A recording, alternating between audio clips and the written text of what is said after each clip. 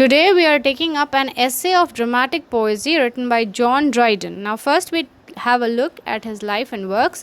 So, born at a vicarage in Northamptonshire in 1631, Dryden was the son of parliamentary supporters but exhibited royalist sympathies early. He was an English poet, critic, and playwright active in the second half of the 17th century. As a poet, Dryden is best known as a satirist and was England's first poet laureate in 1668. In his poem Upon the Death of Lord Hastings, he shows a royalist agenda. 3 years after graduating from Trinity College, Cambridge, he moved to London and wrote his heroic stanzas in 1659. After writing the poem Annus Mirabilis in 1667, Dryden was named Poet Laureate of England. Dryden wrote plays throughout the 1670s and was at the forefront of Restoration comedy. His best known plays were Marriage a la Mode in 1673 and All for Love written in 1678. In addition to satires, Dryden wrote elegies, prologues, epilogues, odes, and panegyrics. His most famous satire, Absalom and Achitophel, written in 1681, and The Medal, written in 1682, have received significant praise. Dryden was so influential in Restoration England that the period was known to many as the Age of Dryden. When the bubonic plague swept through England in 1665, Dryden moved to Wiltshire, where he wrote of dramatic poesy. In 1668, the longest of his critical works, the piece takes the form of a dialogue among characters debating and defending international dramatic works and practices. In 1678, Dryden wrote Macflecknoe, a work of satiric verse attacking Thomas Shadwell, one of Dryden's prominent contemporaries, for his offences against literature. At the end of his career, Dryden returned to theatrical writing and also took up translation. Dryden died on May 1, 1700, and was initially buried in St. Anne's Cemetery. In 1710, he was moved to the Poets' Corner of Westminster Abbey, where a memorial has been erected. An essay of dramatic poesy gives an explicit account of neoclassical theory of art in general. Dryden is a neoclassical critic, and as such, he deals in his criticism with issues of form and morality in drama. However, he is not a rule-bound critic tied down to the classical unities or to notions of what constitutes a proper character for the stage.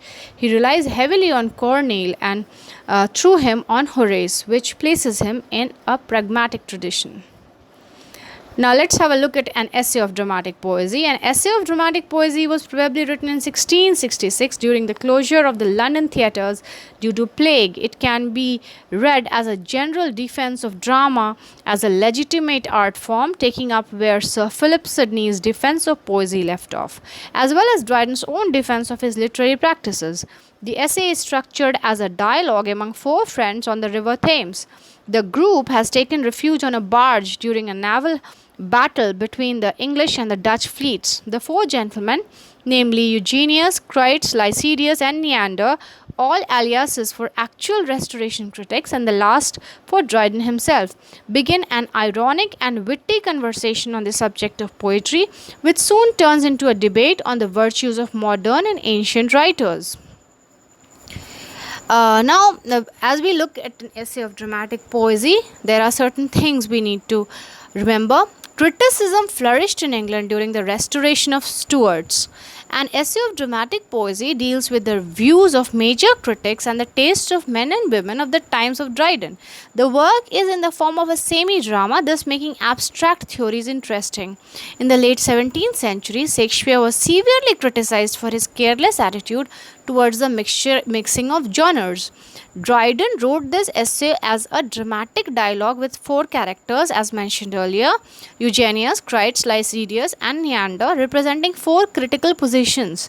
These four critical positions deal with different issues. Eugenius, whose name may mean well-born, favors the moderns over the ancients, arguing that the moderns exceed the ancients because of having learned and profited from their example. Crites argues in favor of the ancients. They established the unities, he says. Dramatic rules were spelled out by Aristotle, which the current and esteemed French playwrights follow. And Ben Jonson, the greatest English playwright, according to Crites, followed the ancient example by adhering to the unities. Lycidius argues that French drama is superior to English drama, basing this opinion of the French writer's close adherence to the classical separation of comedy and tragedy. Neander is the one who holds the views of Dryden. Unlike other characters, Neander does not diminish the arguments that are on contrary to his views. Now let's look at what they have to say about drama. For Lycidius, no theatre in the world has anything so absurd as the English tragicomedy. In 2.5 hours, we run through all the fits of bedlam, he says.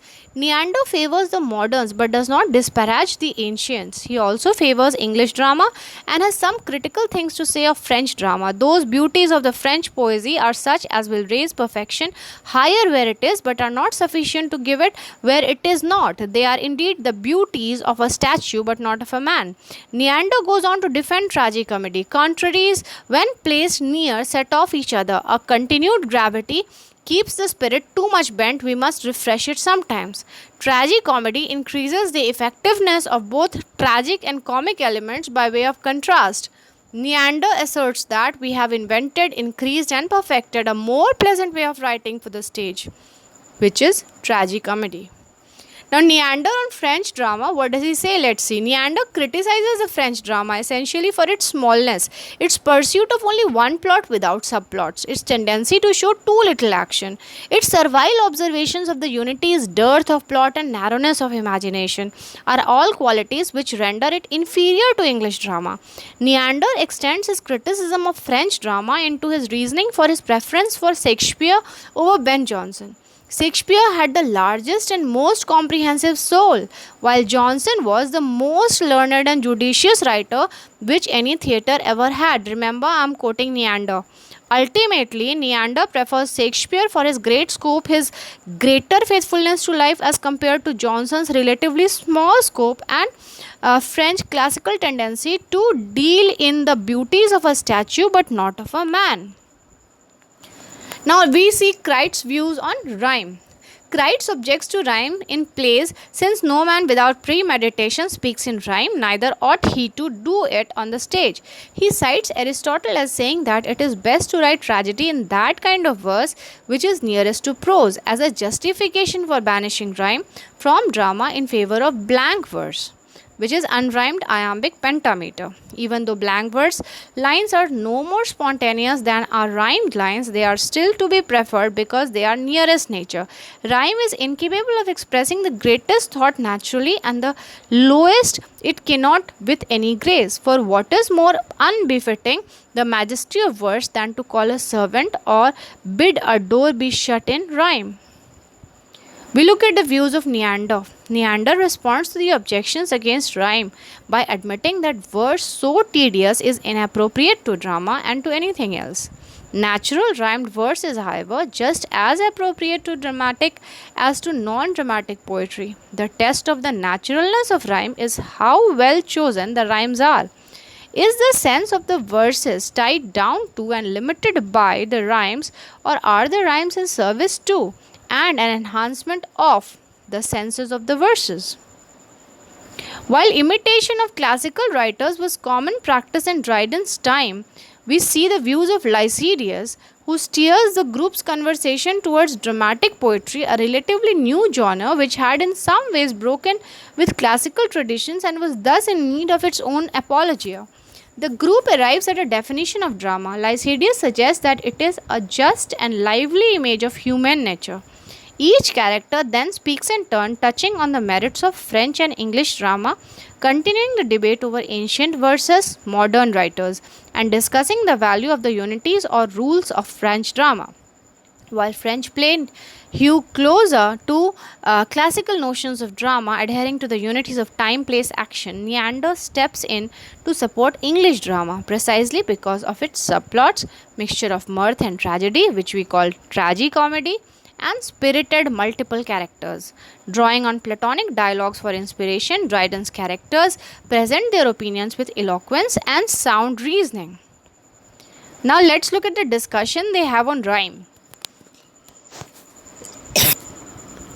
The group discusses playwrights such as Ben Jonson, Molière, and Shakespeare with great insight and has a final debate over the suitability of rhyme to drama.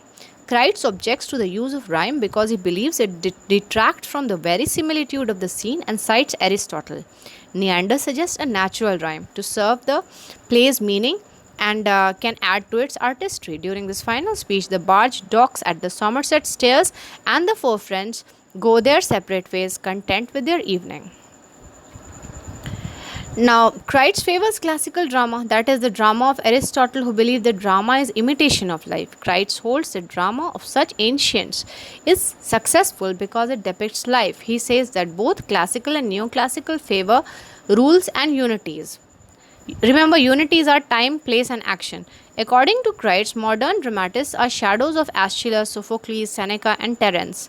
Example, Elizabethan dramatist Ben Jonson borrowed from the classics and felt proud to call himself modern Horace. The classical is more skillful in language than their successors. At this, he ends up his conversation. Eugenius favors modern dramatists, however, instead of telling about the virtues of moderns, he criticizes the faults of classical playwrights. According to him, the classical drama is not divided into acts and also lacks originality.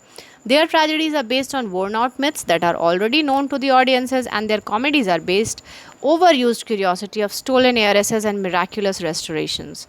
They disregard poetic justice. Instead of punishing the wise and rewarding the virtue, they have often shown prosperous wickedness and an unhappy devotion. The classical drama also lacks affection.